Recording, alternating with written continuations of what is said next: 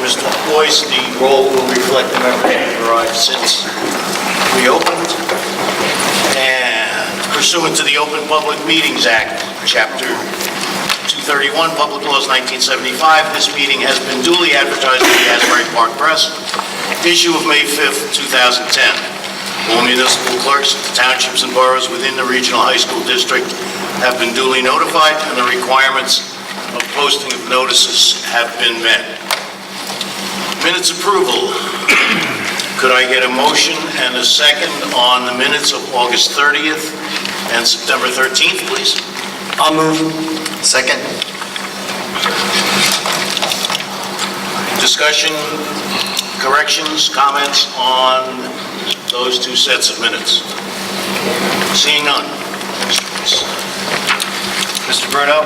Yes. Mr. Kayaza? Yes. Mrs. Canario? Yes. Mr. Hochberg? Yes. Mrs. Lavin? Yes. Mr. Moses? Yes. Mr. Placentella? Yes. Mrs. Sutera? Yes. Mr. Lawson? Yes. Communications received are on file in the board secretary's office. And superintendent's report. Good evening.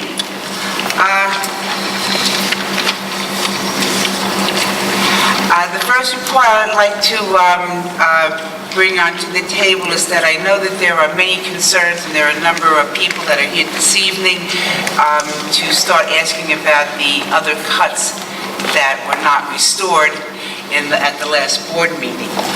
I met with central office last week, as well as with the supervisors of extracurricular activities, to begin to look at ways that maybe these cuts could be restored, or what the impact would that be, since at the current time that we don't have the funds to restore them. So I am, inviting the public to give us your comments about the programs that were not restored, and that we want to take this week back to the principals of each of the buildings when we meet with them, and to look at ways that maybe we can do something with these activities.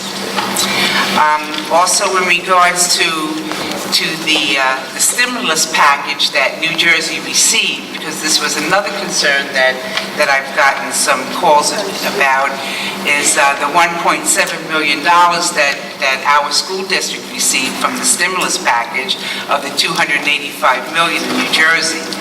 That this money has been earmarked to be used for salaries or benefit costs that have to deal with educational programs.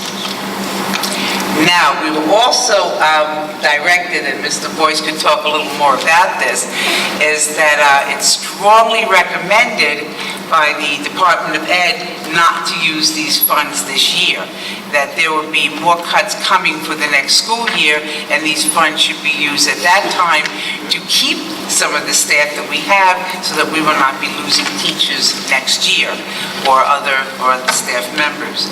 And Mr. Boyce, do you want to make any more comments to the stimulus package? No, I think that captures it. The other, and as we've discussed at each board meeting so far, we certainly have our share of challenges ahead of us for the 11-12 budget and probably beyond. This is a bit of good news with regard to that. We'll see how it shakes out as far as what funds the state has available to support school districts in the 11-12 year. This may very well end up kind of being part of that pot of money, but we'll see what happens. But it's good news. Hopefully that'll be available for us to use next year.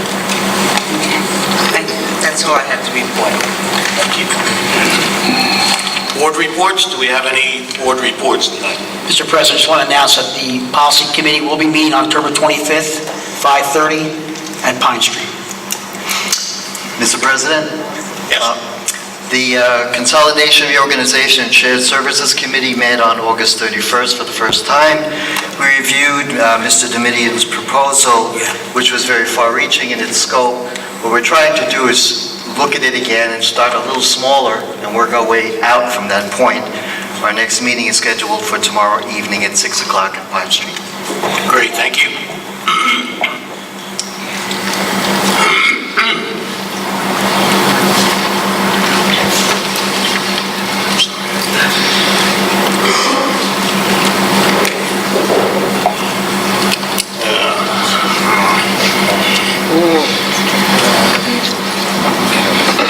Okay, any other board reports at this time?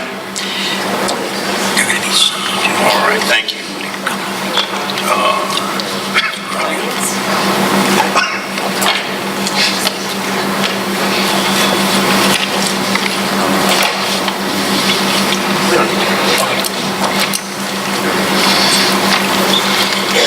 Okay, it's time for public participation. Each member of the public is granted 4 minutes to address the board. We normally allocate a total of 40 minutes. It appears that we may need a bit more than that tonight, but that's okay. So let's get started and see where we go. First name on the list is Kathy Bassani.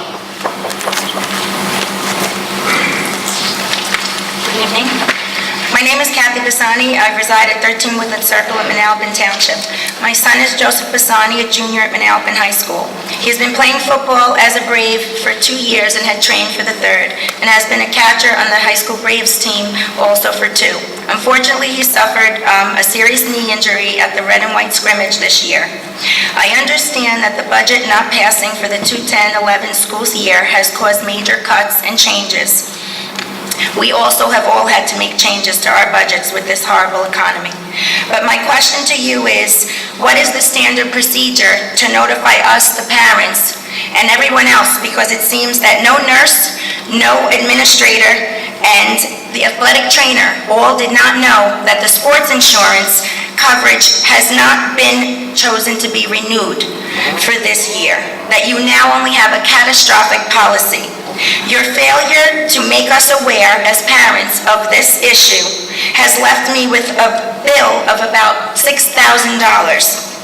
I went to doctors that were recommended that all the other players that have been injured have gone to find out you no longer have insurance and they are not under my coverage. I had to make changes and go to a different doctor. He has now had surgery and everything is okay. But you did not notify us in any way, shape, or form. You gave us an option to buy a policy that was an extra insurance policy, but unfortunately, the policy specifically excludes interscholastic sports, which means that doesn't cover football players. In case you didn't realize, you gave us that form the first week of school. Football players and many other sports-related players are on the fields in July and August, so that didn't help me in any way. So I just wanted to make this aware, and I don't want to take up any more of your time because I am here also with the rest of my Braves family because we've come to support another important issue. My son Joe can't be here with the boys tonight, but I'm here for him. As Coach Galliu always says, we stand alone together.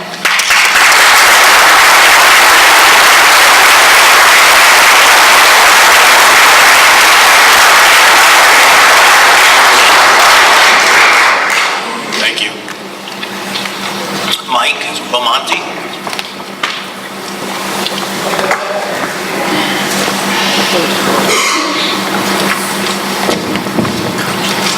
Thank you and good evening. My name is Mike Bamonte. I reside at 1 Logan Lane. My son, Mike Bamonte, is the quarterback of the Manalapan Braves. My son, thanks in part to the tutelage of Tom Galliu, has an offer to attend Rutgers next year on a full athletic scholarship. Tonight you will hear from both current and former players, parents, people from the town, and other concerned citizens. You will also hear from the parents of Lieutenant Brian Brennan, who lost both his legs in an IED explosion in Afghanistan. Coach Galliu has embraced Lieutenant Brennan's standalone foundation and has brought him in to speak to the kids about commitment, honor, loyalty, and integrity, and has made him part of the Braves family. We will also hear from former Mayor Gray, parents of Chris Gray, whose son was a former member of the Manalapan Braves family and died tragically on 9/11. On Thursday, September 16th, just hours before game time, volunteer coach and assistant principal Tom Gallia was asked to make an immediate decision between his long-term financial future, career, and the future of a team of student athletes. Faced with an untenable situation, Tom chose the student athletes. He resigned his position as assistant principal, foregoing a significant salary increase in order to maintain his role as volunteer coach. The decision was made because he was now being told that, as an assistant principal, he could not meet with the players, give recommendations to the players, critique film, consult with players or coaches, or even go to practice on his own time. This new direction was in direct contrast of his understanding when he accepted the assistant principal job. The amount of time Assistant Principal Gallia would volunteer is less than 8 hours from Monday through Thursday. All other volunteer time occurs on weekends, Friday night, Saturday, and Sunday. This is not a precedent. Other administrators and supervisors volunteer their time to help teams and clubs. Mr. Anderson, Project Lundy, Mr. Simon, Students Against Drunk Driving, and Miss Lilly with Allies for Africa. I ask you, who is hurt if he is allowed to volunteer and help out the football team on his own? No one. Who is hurt if he is not allowed to volunteer and help out the football team? These student athletes are hurt, that's who. Some of whom their educations, athletic career, and ultimately their future depends upon the outcome of the remaining games in the season. Shouldn't the district make decisions based on what's best for the students? Is there a written policy or procedure which prohibits administrators from volunteering to help clubs or teams? Is there something in the administrator's contract which prohibits volunteering? Assistant Principal Gallia has been involved with the Braves as a head coach for 4 years, and there is a reciprocal friendship and trust here. It is an outrage to ask him to choose between the students and his career. There are only 8 weeks left in the season. I suggest the board move to resolve this dispute in favor of the student athletes by restoring him as assistant principal and allow him to volunteer coach for the rest of the season. Let us not have to fight this out in civil court and air the school's dirty laundry once again. You can resolve this right now. Thank you.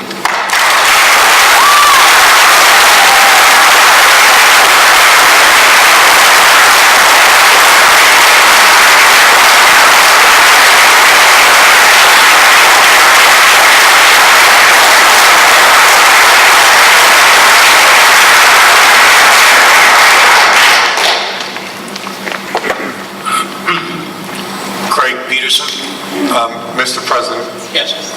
before the next speaker, so we have some guidance, because I'm getting a sense of what the issues are, having been briefed upon it. My understanding is a legal issue involved, and maybe we could hear from board counsel, and that may help us toward a resolution, at least put things in the perspective that we have to deal with.